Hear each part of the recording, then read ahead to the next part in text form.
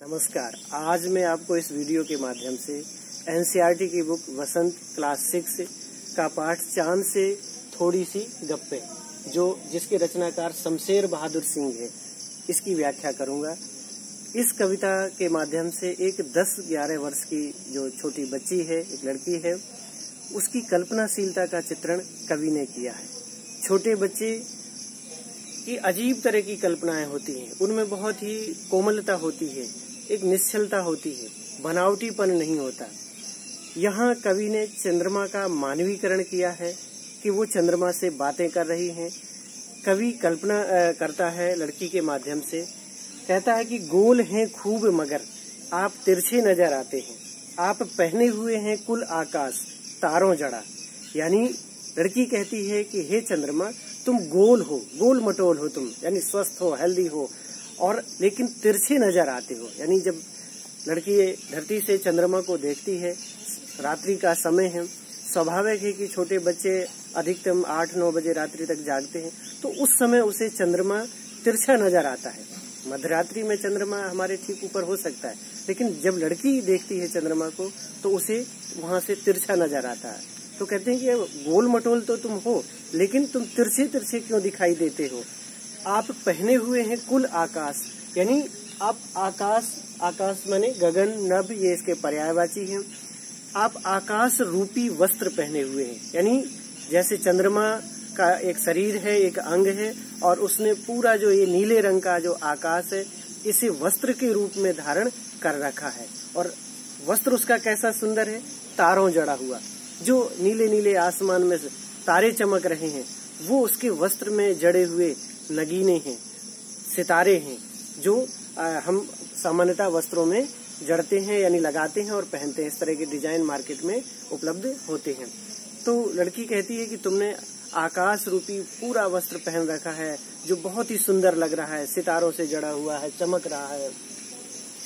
सिर्फ मुंह खोले हुए हैं अपना, यानी तुमने इस ढंग से वस्त्र पहना हुआ है कि सिर्फ अपना चेहरा, गोल गोल चेहरा दिखा रहे हो, बाकी पूरा का पूरा शरीर तुमने उस वस्त्र में ढक लिया है।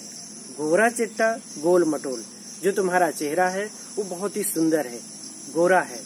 गोरा चिट्टा का मतलब गोरे रंग की अधिकता के लिए चिट्टा शब्द का यहाँ प्रयोग किया है कि बहुत ही सुंदर है, गोल मटोल है, यानी गोल रहे हो तुम, स्वस्थ हो खूब। ये लड़की ने कहा। अपनी पोशाक फैलाए हुए चारों सिमत माने दिशाएं, चारों दिशाओं में तुमने अपनी पोशाक को फैला रखा है। जब हम किसी भी जगह से आसमान को देखते हैं, आकाश को, तो वो हमें चारों दिशाओं में दिखाई देता है। और रात्रि में जब तारे चमकते हैं तो ऐसा लगता है कि सुंदर सुंदर जो ये आकाश फैला हुआ है, कितना चमकीले तारों से भरा हुआ है, और उसमें चांद का सिर्फ गोल चेहरा दिखाई दे रहा है। तो यानी तुम चारों दिशाओं में अपनी पहने हुए हो और चारों दिशाओं में फैला हुआ है ये तुम्हारा वस्त्र। लेकिन समस्या एक है तुम्हारी कि आप तिरछे नजर आते हो, जाने कैसे। यानी ऐसा क्या कारण है कि तुम सीधे खड़े नहीं रह सकते, हमेशा तिरछे तिरछे दिखाई देते हो। अरे सीधे भी खड़े हो जाया करो, ऐसा लड़की शायद कहना चाह रही है। खूब है गोकी, यानी यद्यपि ठीक है तुम तिरछे नजर आते हो, लेकिन वाह जी वाह, हमको बुद्धू ही निरा समझा है का। निरा माने पूर्ण, बुद्धू माने मूर्ख है, यानी अज्ञानता का प्रतीक। कि आप चंद्रमा को वो कहती है कि तुम मुझे मूर्ख समझते हो, बुद्धू समझते हो, कि मुझे कुछ भी जानकारी नहीं है। तो जब छोटे बच्चे होते हैं वो सोचते हैं कि हमें सारी चीजों की जानकारी होती है। कभी आपने अगर 2 छोटे बच्चों का आपस में बात करते हुए देखा होगा, तो वो सभी समस्याओं का, सभी टॉपिक्स पर वो बात कर लेंगे, और उसका कोई न कोई अपनी बाल कल्पना के आधार पर, बच्चों की जो ज्ञान है उसके आधार पर कोई न कोई उत्तर जरूर वो ढूंढ लेते हैं। यहाँ लड़की भी वैसा ही कर रही है कि तुमने मुझे बुद्धू समझ लिया है, हम सब जानते हैं, हम सब समझते हैं। क्या समझते हैं? कि आपको बीमारी है। यानी जो गूढ़ रहस्य है, जो उसकी निजी जिंदगी है चंद्रमा की, शायद उस पर हाथ रख दिया, दुखती रग पर हाथ रख दिया लड़की ने कि आपको बीमारी है।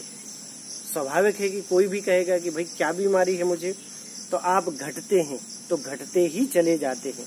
यानी जब आप अभी तो आप गोल मटोल हो, पूरा स्वस्थ हो, लेकिन आपको घटने की बीमारी है, यानी कमजोर होने की बीमारी है। लेकिन कमजोरी इतनी अधिक होती है कि जब घटते हो तो क्या करते हो, घटते ही चले जाते हो। चंद्रमा जब पहले गोल होता है और कब होता है पूर्ण चंद्रमा, पूर्णिमा के दिन, और जब पूर्णिमा के बाद प्रतिपदा आती है तो वो धीरे धीरे क्या होता है, उसका हिस्सा कटने लगता है और एक एक करके एक दिन ऐसा आता है कि चंद्रमा बिल्कुल दिखाई नहीं देता। वो तिथि कौन सी होती है, अमावस्या की। तो जब पूर्णिमा से लेकर के और अमावस्या तक का जो सफर है चंद्रमा का, वो कृष्ण पक्ष कहलाता है, यानी अंधेरा पक्ष। कृष्ण माने काला, अर्थात अंधेरे का पक्ष कहलाता है। और जब चंद्रमा अमावस्या से आगे बढ़ते हुए पूर्णता की ओर जाता है, यानी पूर्ण चंद्रमा दिखाई देता है, तब वो शुक्ल पक्ष कहलाता है, क्योंकि वहां चंद्रमा प्रतिदिन बढ़ते हुए क्रम में रहता है। तो चंद्रमा को ये एक ज्योग्राफिकल यानी भौगोलिक एक घटनाक्रम है, लेकिन बच्चे की कल्पना क्या है कि आपको ये घटने बढ़ने की बीमारी है। आप घटते हो तो घटते ही चले जाते हो, और कब तक, कि जब तक बिल्कुल दिखाई देना बंद ना हो, यानी इतने कमजोर हो जाते हो कि घर में बैठ जाते हो, दिखते भी नहीं हो। और जब खा पी करके थोड़ा सा स्वस्थ होना शुरू होते हो, यानी मोटे होना शुरू होते हो, तो इतना बढ़ते हो कि फूल करके बिल्कुल जब तक गोल ना हो जाओ, यानी गोल ना हो जाए बिल्कुल गेंद की तरह, गुब्बारे की तरह, जब तक गोल ना हो जाओ तब तक रुकते नहीं हो।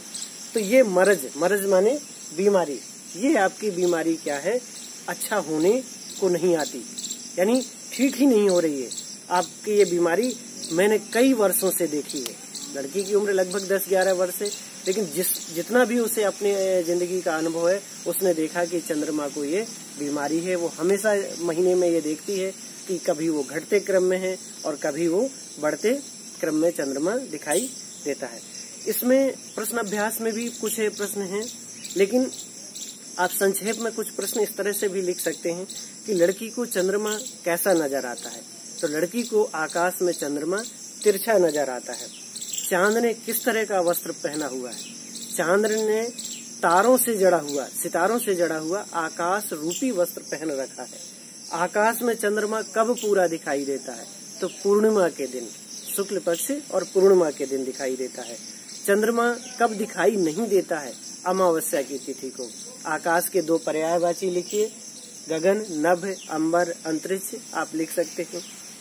लड़की के अनुसार चंद्रमा को क्या बीमारी है। लड़की कहती है कि चंद्रमा को घटने बढ़ने की बीमारी है। जो प्रश्न अभ्यास में आपके प्रश्न है, पहला प्रश्न है, आप पहने हुए हैं कुल आकाश के माध्यम से लड़की क्या कहना चाहती है। तो लड़की कहती है कि चांद की पोशाक चारों दिशाओं में फैली हुई है। प्रश्न नंबर दूसरा है कि कवि ने चांद से गप्पे किस तिथि को लगाई होंगी। तो यहाँ कुछ पॉइंट दिए हैं, आपको कारण लिखेंगे। पूर्णिमा के दिन अगर उसने लगाई होंगी तो उस समय कारण ये है कि चांद आकाश में पूरा गोल मटोल दिखाई दे रहा था। अष्टमी से पूर्णिमा के बीच अगर उसने लगाई होगी तो ये शुक्ल पक्ष का महीना होगा और बढ़ते क्रम में चांद जा रहा होगा। और प्रथमा से अष्टमी के बीच में तो ये शुक्ल पक्ष का भी हो सकता है, लेकिन ये कृष्ण पक्ष का चंद्रमा है जब वो घटते क्रम में है। तो इस तरह से मैं उम्मीद करता हूँ कि आपको ये पाठ भी समझ में आया होगा। आप इसमें प्रश्न अभ्यास के भी प्रश्न कर सकते हैं और अतिरिक्त प्रश्न भी आप अच्छे से कर सकते हैं। धन्यवाद।